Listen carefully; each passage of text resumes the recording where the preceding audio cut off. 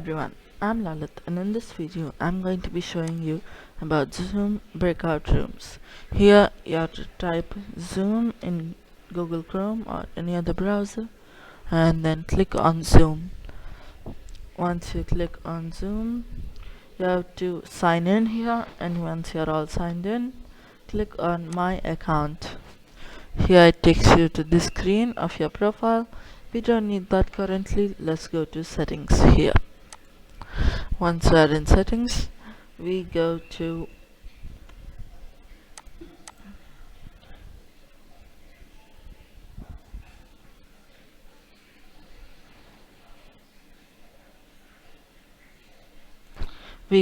here advanced meeting settings, and here it directly takes us to breakout rooms. Here we have to enable breakout rooms and click this. Once we have done that, let's start a Zoom meeting. And now we are in the meeting. As you can see, there's the breakout rooms icon, and here we can name the breakout rooms, and we can create a number of breakout rooms.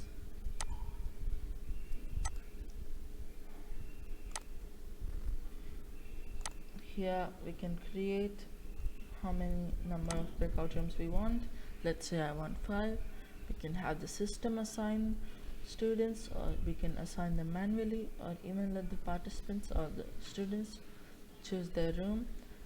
And then we have to create, and there we go, 5 rooms have been created, and we name them if we want to, and if we are dealing with multiple classes.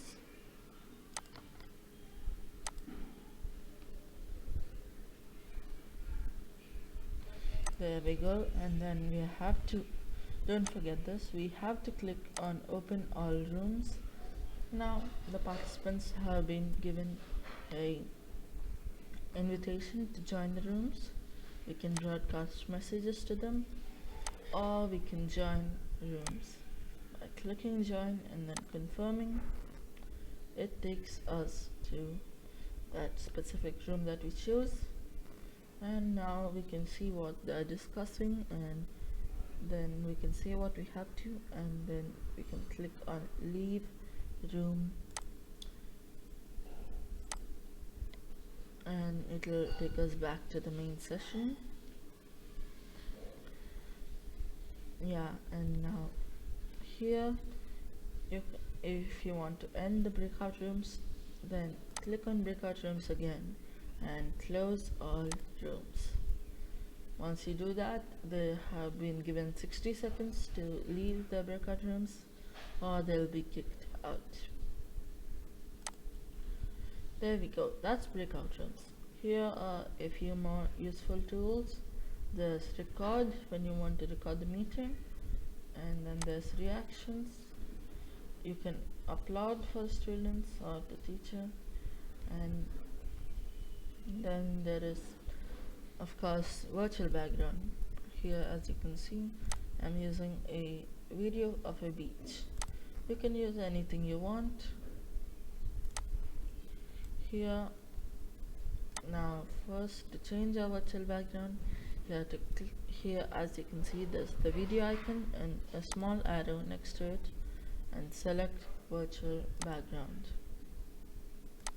And in virtual background, we can select any that we want. We can even add an image or a video, and then if you are teaching a lesson, you can have that video play in the back, as you can see. And there are also filters.